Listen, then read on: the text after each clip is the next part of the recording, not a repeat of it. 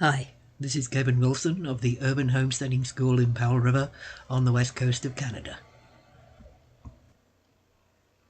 So you're planning to grow a vegetable garden this year and you want to know how to plan it. Well, there's really four things you need to think about. What, how much, where, and when. So let's talk about what first. And the what is, what do you want to grow? Everybody's different. You might like to grow what your family likes to eat. You might like to grow what's so much better when it's homegrown, and the obvious thing there is tomatoes. But surprisingly, potatoes taste amazingly different from store-bought ones too. And they're different from one variety to the next. It's quite amazing how different they are. Another possibility about what is what's easy to grow, or grows well for you, or grows well in your conditions.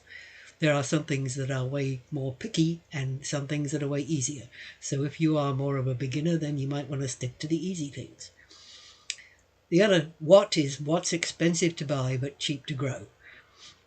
So if you're planning your garden along with me, why don't you make a list now of what you want to grow? So here's my list, which I've been working on the last couple of days, and you can see that it really doesn't have to look fancy. I've got names of what I want to grow.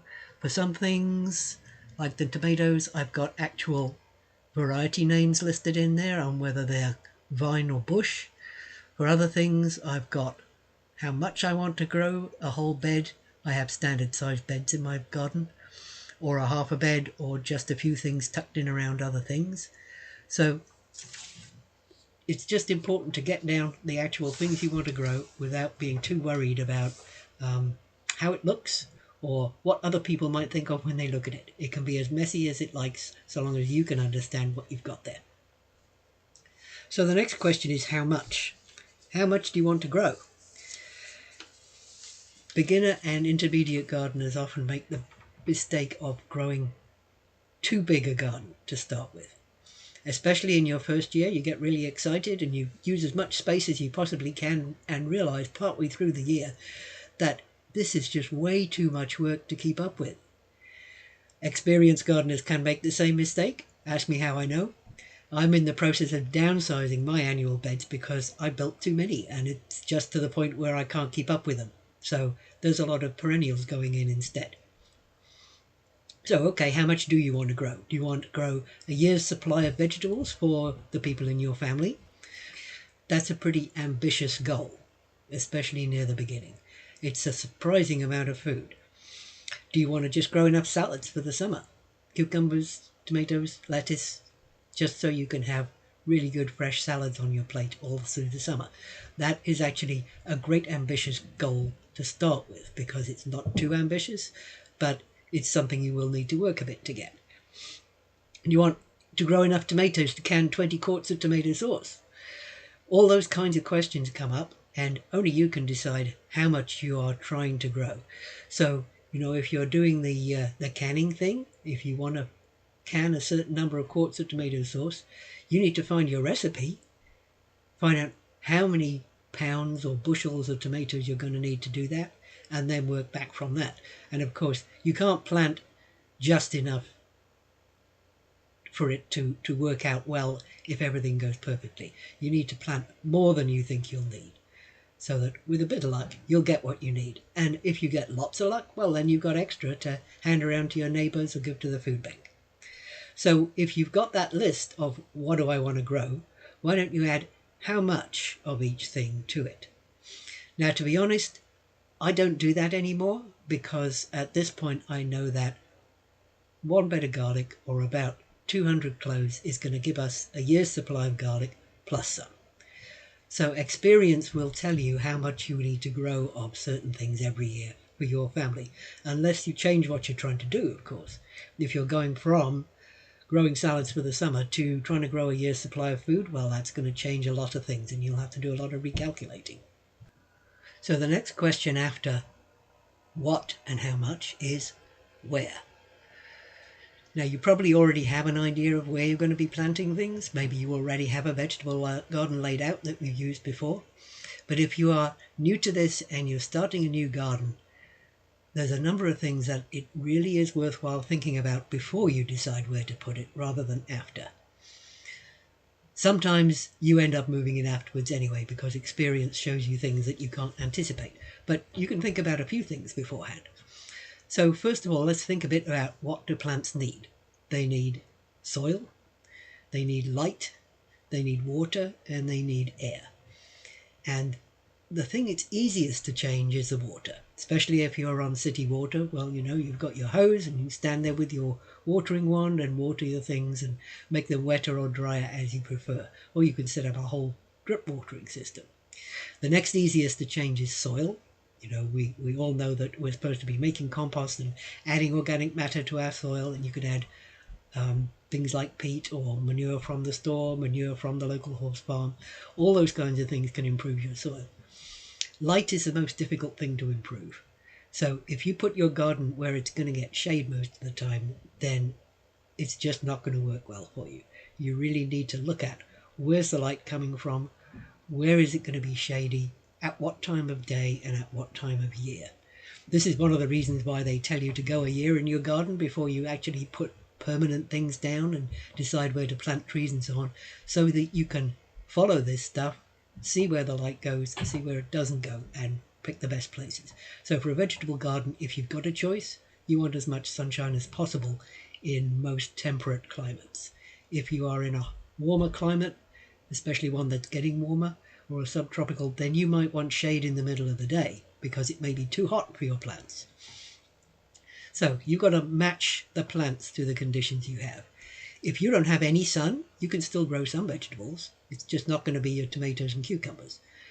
Anything that's a leafy, that'll grow well with not much sun at all, or even, partial shade all the way through the day. Anything that's mostly green, so cabbage family, brassicas, cabbage, Brussels sprouts, broccoli, things like peas, all your lettuce and your salad greens, they'll be fine even if they don't get much sun at all. But if you want anything that's growing fruits, that's going to need sunshine. So what conditions do you have? Where's your sun and shade? What's your soil type? Is it clay? Is it sandy? Is it mostly compost because you built it yourself? Are you gardening in raised beds or on flat ground or in containers? And where's the location of your garden going to be? The further it is from where you come out of the house, the less likely you are to take excellent care of it. The closer it is, the easier it is to see it, and the quicker it is to get out there and just grab a few weeds quick.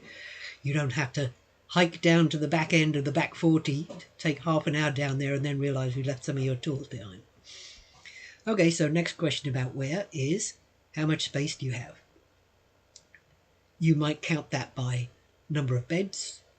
It's really, really helpful to have standard sized beds if you possibly can, because that means that anytime you build something like a cold frame or a cloche or a wire frame or netting or remay, any of those things, you could make them to a standard size and it'll fit all the different beds. If your beds are all different sizes, you have to custom make all these things to fit each bed, and then keeping track of what fits what is a major pain in the neck. So yeah, think about standard sized beds. Size of beds, yes. How wide do they need to be for your arm reach? I'm short, I'm only 5'3", so I make my beds 3 feet wide, because a 4 foot wide bed, I'm going to be falling into the middle of it by the time I reach it. But if you're tall or you've got a long reach, then maybe you can do 4-foot beds. So a good thing to do now is just make a sketch plan of your garden. It doesn't have to be fancy, again. I have one that's on my computer as a spreadsheet, which I just print out every year and write all over, so I don't have to draw it out every year.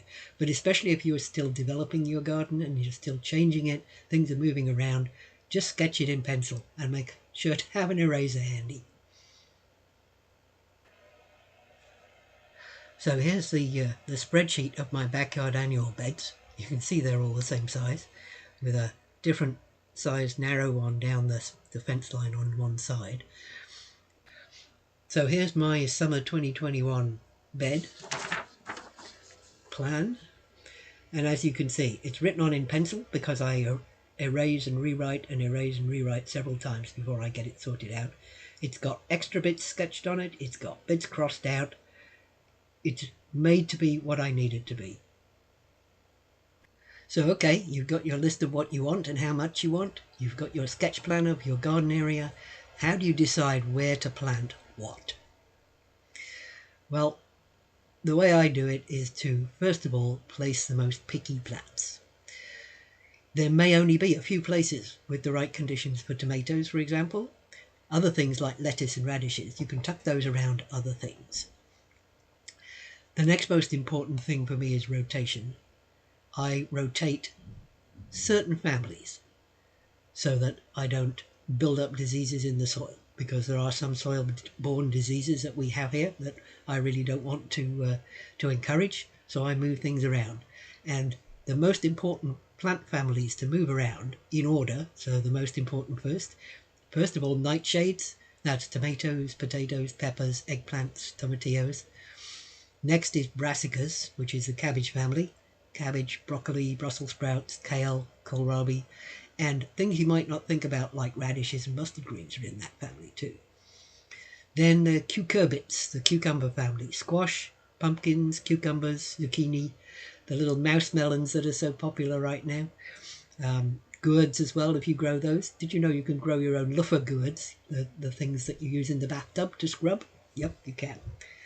And then the last family that gets rotated is the onion family. So onions of all kinds, garlic, leeks, scallions, spring onions, all those kinds of things. So it's a really good idea to keep a record of what you plant where to help with future years' rotation. I don't really bother keeping a record of everything, but I do keep a record of where I put those four families: nightshades, brassicas, cucurbits and onions, so that I can make sure that I have 3 or 4 years clear between each repetition of that family in a certain bed. So there's lots of other ways to organise how you plant things too, things to think about. If you're in the northern hemisphere, it's a good idea to place tall things on the north side of the garden and short things on the south, so you're not making shade for things. On the other hand, if you're in a warmer climate, you might make use of that shade. So if you have your tomatoes on a trellis, on the north side of that trellis you can grow lettuce, which really prefers to be more shaded and doesn't want the heat. So, there's all kinds of things to think about like that. Place climbing plants where you can actually put support for them. So if you've got a fence, then obviously that's a good place to put climbing things, right up against the fence. If you use movable trellises and they can move around from place to place, then that's great. You may have some places where you can't put them, which means you can't put climbing plants there. If you're going to have stuff overwintering, then it's a good idea to put it together. So you may have 1 or 2 beds full of things that are going to overwinter, even though they're not in the same plant family. And a good idea too to place fast growers together so the place can be cleared for the next crop. That really can be extended to think of putting things together that will finish at the same time, so that when your garlic is finished, then something else in the same bed is finished at the same time. You can clear them both out and put in a whole new crop into your clear bed. So what are some things that you shouldn't do? Well, there's no garden police. Nobody's going to come around saying, you can't do that. Well, they might, but you don't have to pay any attention to them. But things that I prefer not to do is, personally, I don't like mixing annuals and perennials in the same bed. You will see this recommended in particularly things like companion planting and putting herbs in your bed with your annuals, but it's just so awkward to work around them personally that I don't like to do that. Maybe if you're going to put quick annuals around young perennials while they're not taking up the space, that works, but don't put them too close or you'll affect the perennial growth. So another thing you don't want to do is grow the same thing in the same place year after year. That takes you back to rotation. It's better not to grow the same thing over and over again. But then again, you will come across people who grow their tomatoes in the same bed every year and make compost out of the old tomatoes and put that on the bed too. And they don't have any problem. Well, maybe they're somewhere that doesn't have an issue with certain tomato diseases that stay in the soil. If you do, then you're not going to have much success with that. The other thing not to do is place things too close together. You know, when you've got these tiny plants that you're transplanting, or your even tinier seeds that you're planting, it's very tempting to put them close together so you'll get the most out of the bed, but you won't get the most out of the plants. They do need a certain amount of space. And seed catalogues and seed packets will tell you what those kinds of spacings need to be. There's also lots of books out of there with different spacing recommendations. The better your soil is, the more nutritious your soil is, the closer you can plant things. So the last question in our list here is when? How do you know when to plant things? Well, there's a number of different ways of going about it. One is to work backwards from when you want to harvest. You know, if you're growing those tomatoes for making dozens of quarts of tomato sauce, then you really want all your tomatoes to be ripe at the right time for you to can them. So work out when that is and use the days to maturity in the seed catalog or on the seed packet to work out when you have to plant your transplants. Most of us have to grow things like peppers and tomatoes from seed indoors to start with, or buy transplants from a garden centre or a greenhouse, because we just don't have time to grow them from seed out in the garden and get a decent crop by the end of the year. Some places you can do that. That's useful for you. So yeah, work backwards from when you want to harvest. You can also work backwards from your first or last average frost date. And you might think this a bit strange to work back from either of them, but it depends. In the spring, the one you're interested in is your last average frost date, and you'll be able to get that from your local gardening people like Master Gardeners or Extension Service in the US. If you want to know when you can plant early hardy things, then you can work backwards from that average frost date. So peas, for instance, they go in before the last frost, well before, like 6 weeks before. So if you know when your last frost date is, then you can work backwards that 6 weeks to when's the first time I can plant my peas without protection. If you're working backwards from the last average frost date, that's for fall planting. You need to give your vegetables that you're planting in the fall to eat in the late fall and winter with enough time for them to develop before the frost. So if you have something that's, say, 60 days to maturity and your last frost date is the end of November, then it sounds like you ought to be able to plant it at the beginning of October, right? 2 lots of 30 days, 60 days. Oh, there's a fly in the ointment there, because those days to maturity are measured during peak growing season in the summer. Once you're into October and November, you've got less heat, you've got less light, things are growing way more slowly. So you probably have to add another 30 days onto that 60 and plant them at the beginning of September or even earlier. That's the kind of thing where it's really useful to talk to other gardeners in your local area. They'll know what kind of allowance you need to make. So okay, let's wrap this up a little bit. We've looked at what you want to grow, how much you want to grow of it, where you're going to put it, and when you're going to plant it. Some of the things that I told you to pay attention to might conflict. You might get one answer by saying, where's the sunshine in the garden? And one answer by saying, where can I get a good, decent amount of water to it? So some things may just be impossible in your garden. Don't worry, just do the best you can. This is what they call an incremental process. It increments on top of itself. So you go around the process once, find out that it's not going to work that way. You're going to have to go back and move something that you placed back in the beginning and move it around. And that's where your eraser comes in really handy. If you have a post-it note for each vegetable, you can just move them around on your plan of beds until you work out where's the best place for each thing. Or, of course, write them down in pencil and erase them when you find that's wrong again. Not everything that I've talked about is going to be relevant to you in your garden. You know, just use what's useful. And you probably can't grow everything. I always have more things on my list every year that I would like to grow that there just isn't going to be space and time for. So yeah, maybe you can't grow everything.